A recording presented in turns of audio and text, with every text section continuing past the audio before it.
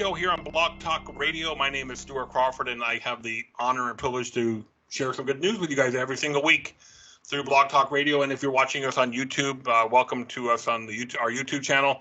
If you're on YouTube, hit that little subscribe button below and that little alarm bell, and we'll notify you when we have some great new content like we have today. Today we have Phillip Baumann. Phillip's, I don't know, what do you call you right now, Phillip? Locked in the joys of the world in South Florida, yes. Kind of Florida's coronavirus epicenter. Yes, we are. So, tell us a little about BoomTech and what you guys got going on down there in Boca. Yeah, man. So, BoomTech is, I always say, 15 years in the making, right? So Stuart and I go way back from the, MSPU days and all of that stuff. A long time ago. Don't remind me. Man, I mean, we were doing managed service before it was called managed service, right? But yeah, so right now, we were on a pretty good growth track before 2020. So in 2018, we had 30% growth. In 2019, we had 55% growth. And then, our goal was really to get to that $5 million, reoccurring managed service business in 3 more years. So that's kind of the overall big plan, right? Kind of took a little snag here with COVID, right? But knock on wood, overall, we're not really shrinking, so that's good. Only really lost one account who was in the travel industry, right? Poor guys. We onboarded in February, offboarded them in March. So holding strong there. And yeah, so we're a team of 13, all out of Boca Raton, Florida. That's kind of us, So one of the things that I've always admired about BoomTech from a distance is, how process-driven you guys are. Everything has a process, and you kind of awakened me to the importance of that too. Yes. Tell me, how does that make a difference? Because there's probably a lot of MSPs out there right now who are kind of flying by the seat of their pants. Mm-hmm. Was it when you realized that we had to become a process-driven organization where you saw the real growth? Mm-hmm. Yeah, definitely. So there's 2 things. One is I'm Swiss, right? So born and raised in Switzerland. I got to the States at the age of 20. So next year I will be 20 and 20 years of Switzerland and 20 years of States when I turn 40. But so just obviously growing up, Switzerland is a very process-driven country, period, right? But for me, really, it kind of hit home 5 years into BoomTech. I remember reading the E-Myth Revisited, right? Michael Gerber. Yeah, what a great book that was. Yeah. Oh, my God. I was like, there's all kinds of light bulbs went off. I already wrote things down, and I did things a certain way, but it wasn't really structured well, right? I think I need to reread that book. I think it's one of those times I have to reread it. Though. I read it every December. Yep. It's on my December reading. It's a quick read, right? And every December I just read through it again. So that's really when I was like, oh my God, this is how it's supposed to be done, right? And then we really kind of took it to the next level when we rolled out Traction EOS, right? Because that kind of takes all the stuff from the E-Myth and really puts it together in that entrepreneurial operating system. And we started that in 2017. Right. So we always had organic growth and things, but we really were stuck for many, many years to get over that $1 million mark. That was tough for us. We've tried all kinds of things. And then once, in 2017, we rolled out Traction, and man, we started knocking it out. Right. That's when the growth came in 2018 and 2019. Of course, the environment was there too, right? The country was in growth mode and everything was going well, the economy. But that's really the big differentiator is our processes and systems. And we go to our clients and say, well, here's the reason we can produce different results than the competitor, right? Because we have a repeatable process that produces the results you want. And it's documented, proven, right? We call it our secret sauce. We actually bring a binder with us to the closing meeting and we show them this is why we're different and this is how we do it. So that's definitely a big, big thing of us in our DNA and our culture. So you'll be bringing that binder with you to Stuart today. I will, yes. Yeah. And I call it the secret sauce. And it's cheesy as hell. And my wife tells me, call it something else. But I get a giggle out of people. And once they see it, it clicks, right? They're like, okay, I get it. Because let's face it, people will come and go, right? Texts will come and go, especially in South Florida, right? It's a very transient state, right? Yep. So you got to have something that's repeatable, even if, your head tech leaves or things of that nature. So, question on traction then. So, are you the integrator or the visionary? That's a good question, man. So I see both of that in you. I am right now both of them, right? But ultimately visionary, right? I am good enough an integrator where we're not suffering, right? And at this point, we're not big enough to have these two roles, right? But I'm definitely the guy who wakes up every morning and let's go do something new, right? Yeah. So that's in me, always has. See, that would be me. Right. Oh, you're 100% visionary. Yeah. Yes. Yeah. But I'm disciplined enough where I can put the integrator hat on and see. See, I'm not like that. Right. That's not you. No. No. No, I need to have a Paul or a Bethany to do that. Yes. Yeah. Exactly. Yeah. Exactly. I always tell them, I get 25 harebrained ideas every week. Your job is to take those and get rid of the 24 that are not going to make sense. Correct. Yeah. Yes. So how was that? I know traction. Big in the MSP world. There's a guy I know down in South Florida that I worked with. I had him speak at my Orlando conference a few years ago on traction. Did you self-implement or did you hire an outside person to help you? We self-implemented. So I hear that's not the way to go. Yeah, I hear you. So in 2017, read the book. Laid out a project plan in Autotask to roll it out, right? And ran through it and made many strides and good things, right? Then in 2018, I think I had a call with an implementer, the gentleman out of Texas, and he used to run an MSP, and now he's really like a traction EOS implementer for MSPs, so he knows our industry well. And he pointed a few key things out I completely missed, right? He's like, oh, overall, you got a VTO, you got all your stuff. But, hey, man, the one thing we really didn't do well is IDS, identify, discuss, and solve issues in our meetings. He's like, hey, man, you should really be doing that. So we took that and we really re-implemented in 2019. So we did a round 2, right, of all the little things we missed. It was just not affordable to bring in an outside implementer for us, right? So if you have the right person, Philip, what I'm hearing is to do the help with the getting it started. Where it sounded like you had that discipline. Right. Sometimes you may not need if you have the right person. Correct. Yeah. If you can afford it, absolutely. Somebody from the outside in will always give you a different perspective, right? Well, they're like $6,000 a day, aren't they? That's it. It's $5,000 a day. It's a big one, right? We're a small business, so it was just not in the budget. Right? Yeah, I hear you. Yeah, we've skirted around and we've implemented certain parts of it ourselves over the years. We haven't really fully immersed ourselves into it, but. We do the level 10 meetings, and we're doing our quarterly off-site meeting next Friday. So we do some of the areas of it, but it's cool. One of the things that we've done, and I haven't really made it a lot of this public knowledge, is we've actually brought in an outside consultant. It's more of a relationship manager to just work on the dynamics of the team. Right. So she meets with everybody every week. I meet with her twice a week as the owner. I tell you, that's been huge for us too. Is just having that person to help me deal with clients that make me frustrated. Right. Yeah, I get it. One of the things, right? Yeah. So that definitely helps. But back on systems and processes, because I think that's an often area that most MSPs miss. You systematized everything, right? From your system process right down to everything. So everything. We have a process on how to write a process, and I know this sounds funny, but you need to have that because otherwise people create things very, very different, right? So I'm talking from a hiring process, how we hire people. It's flow charted out, it's written out, right? To marketing process, to sales process, to the service delivery, the onboarding, the offboarding, everything is written out. Yeah. Finance and accounting, we got it. Right? How do you? Back in the day, remember? Go back. Let's rewind the clock to when you first got started on this. Process.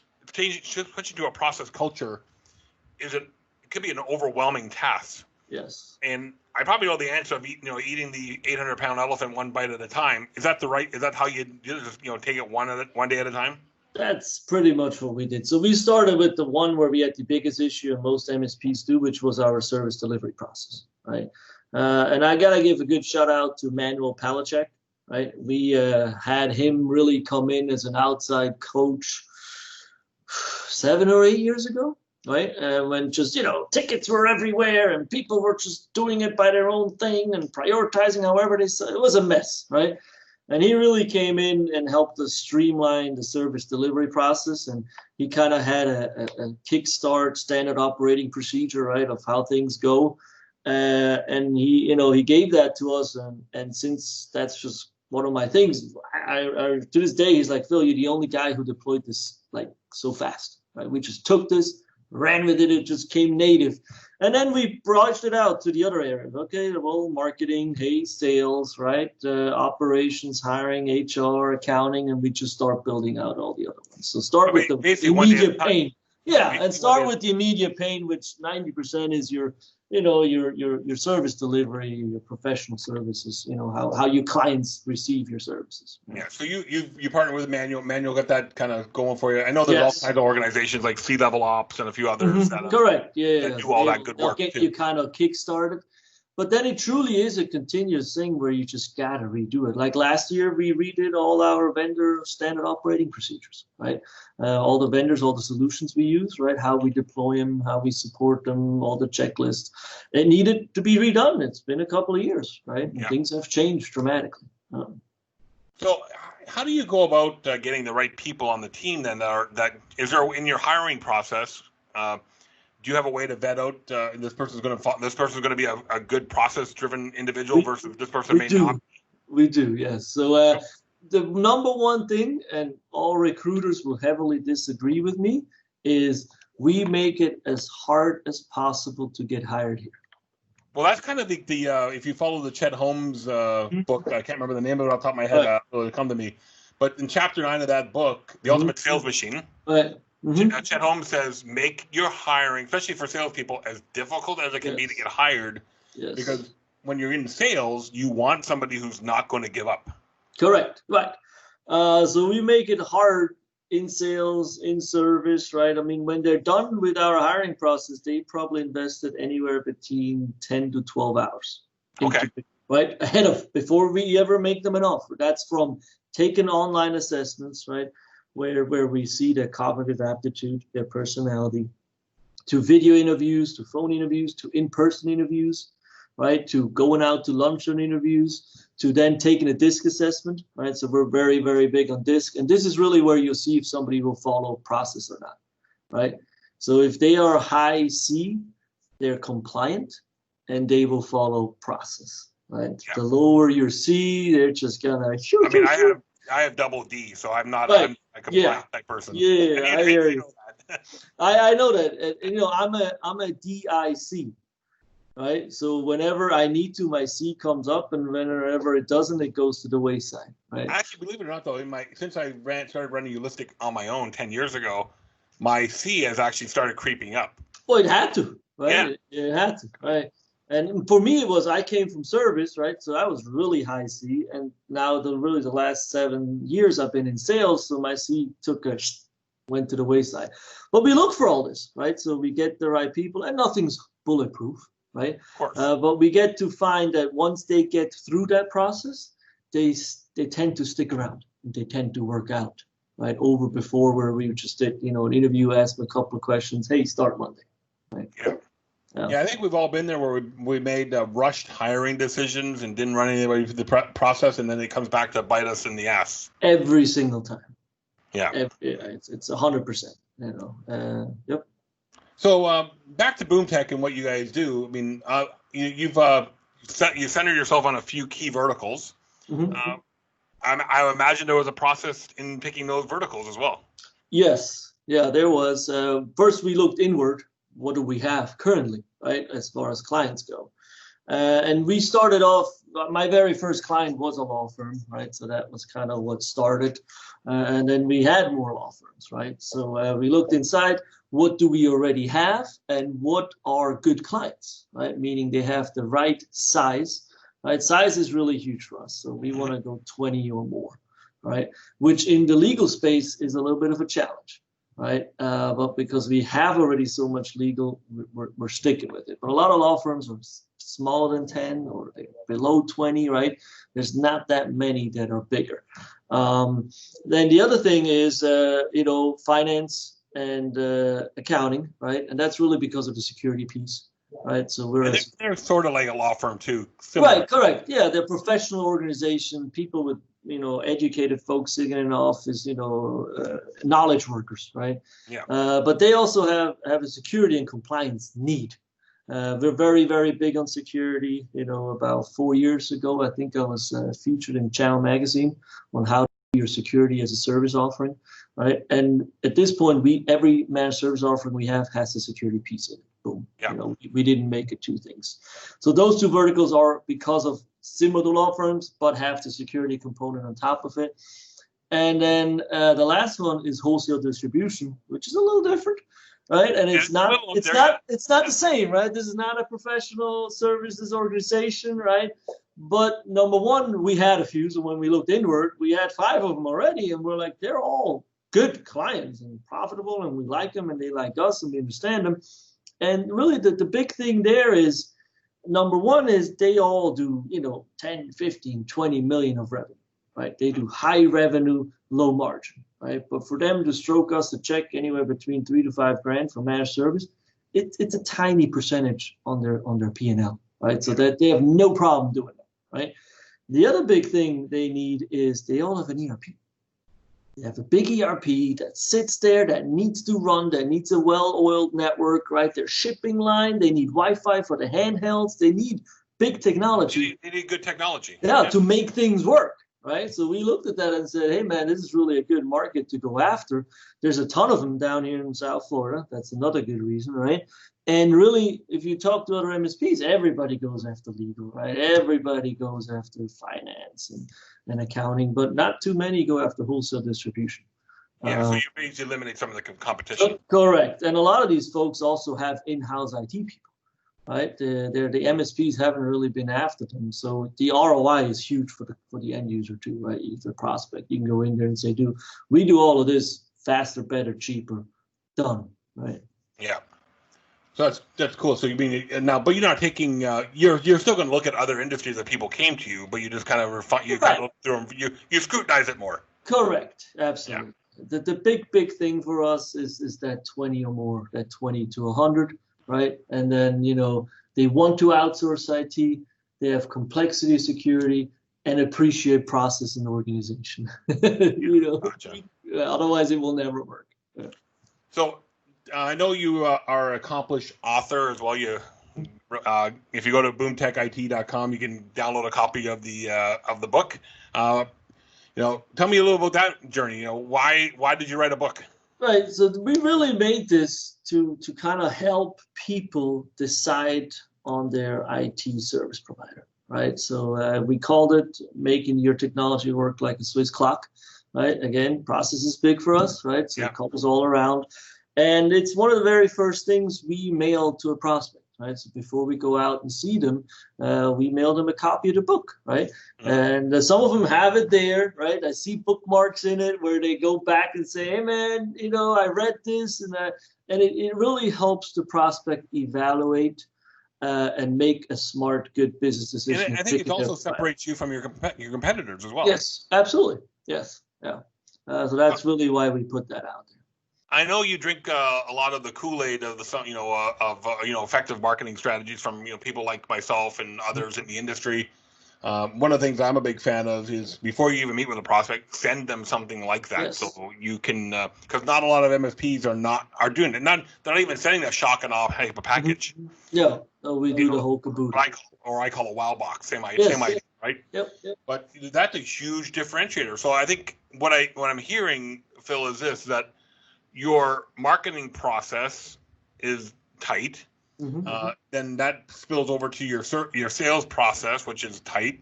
And then when they convert over to a client, the service process, is tight, and then you continue to wow them.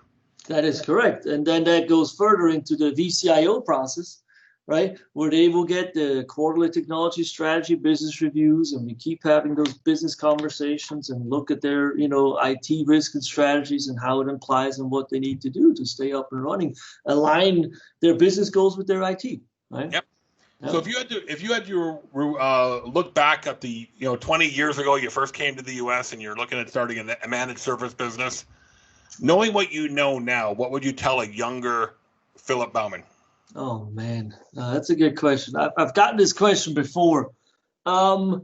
It took me a while to get good at hiring. That really that set us back many years, right? So I would say, get really good at hiring. Make that a major initiative, Yep. Because that ultimately that will make or break you, right? So that's a big piece. And then I would have started focusing on business and sales earlier. Again, I started as a tech, I have an electronics engineering degree from Switzerland, and I came here and I became an MCC, and then I started BoomTech, and then I did techie stuff for 5 years, right? Without really a focus on growing and business and process and sales. And it grew organically, how it normally does through word and referral. We did good work. But I would have started that earlier with what I know now, but definitely people. Definitely invest in people, get good at finding good people, and let go of bad people earlier. I've held on to people way too long many times. Hire slow, fire fast, right? Yes, everybody says it, but it's a lot harder to do in reality. Well, so I know you and I have had this conversation before, but I got to ask again: how did the BoomTech name come about? Okay, so that goes way back, right? So my last name is Baumann, right? And in Switzerland, the nickname of Baumann is Boomer, right? So all my life, everybody called me Boomer, right? So when I was 13 or 14 years old, right? My dad was in the States, but I was in Switzerland. I would come here on summer vacation. Right. Back then, I was in the Swiss basketball team. Yes, there is a Swiss basketball team. They're no good, but that does exist. Like the Swiss hockey team. That's very young. So anywho, so back then you could really only get like the Michael Jordan or Shaq jersey, right? That was it. Nothing else would make it to Europe, right? So there's this company in Stuart. It's funny, I'm going to Stuart today, who sold everything, all the jerseys of every player. So my dad mailed me a catalog, right back then, catalogs, and I took that catalog and made my own catalog and marked shit up in Swiss money instead of dollars, right? And went to the basketball team, and everybody was placing orders, right? And so I got all the money, flew to the States, bought all the stuff with Stuart, shipped it all home. And I remember I made my first $1,500 that summer, and I felt like the king of the hill, right? And I always said, well, once I grow up, I'll open a sporting goods store. Right? And I'll call it Boom Sport. Right? So fast forward, sporting goods store never happened. So I'm like, well, I'll just call it BoomTech. There you go. And that's how it came about. Great. That's good. Makes sense now. Yeah, you never know where life takes you. Exactly. I'm just more. I'm looking at your entrepreneurial background of selling jerseys for $1,500. Imagine what it could do now if you had the internet back then. I know. Yeah, there was no eBay. This was word to mouth. I actually found the catalog. I had to go clean out my house I grew up in. My mom sold it 3 years ago.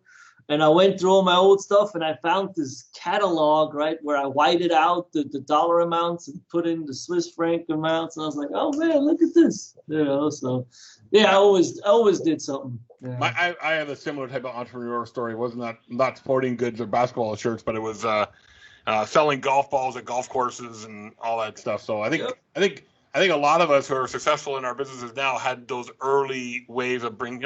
Gary Vaynerchuk talks about selling baseball cards. Yeah, I did basketball cards too. We did There's such a thing as basketball cards? Yeah. Mm-hmm. I didn't realize that. I know hockey cards and baseball cards. Hockey cards, yeah. Ones were a little unique, but baseball and hockey for sure. Baseball's huge, yeah. Yeah. Phil, tell me, someone listening to this podcast from South Florida, they want, hey, you got to call this guy. What's the best way to reach you guys? Yeah, no, just call me, 561-350-80. I'm at extension 204. Right? Or drop me an email. It's P Baumann, Baumann, Nancy, at, and then boomtechit.com. I'm very big in the community. You know, I was on Taylor Business Group. I presented my things there. You know, I truly believe sharing is caring. I have little kids, so sharing is caring. I preach that every day. But I've learned many, many things from other MSPs that just, you know, took me in and showed me things. So we're an open book. We're here to help. Great. So check out boomtechit.com, folks, as well. A great looking website they have. Yes, that's brand new. I don't know who did it, but the company who did it did a great job. Eulistic. Shout out to Eulistic. We just did that, a month and a half, 2 months ago? Yeah, it's starting to so it's a new site. Looks sharp. All right, so everyone check out boomtechit.com. Phil, thanks for taking some time out of your Friday to come and talk to us. Absolutely. And we'll watch out for future episodes of the MSP show here on Blog Talk Radio. If you're on Blog Talk Radio, click the little follow button up in the top corner. Watching us on YouTube, make sure you hit that subscribe button and the notification bell, and we will notify you when there's more content. Thanks again, Phil. Give my best to Neil and the team down there. Will do, man. Be in touch, everyone. Thank you very much. Have a good weekend. Thanks, Stuart. Yeah. Yeah, bye.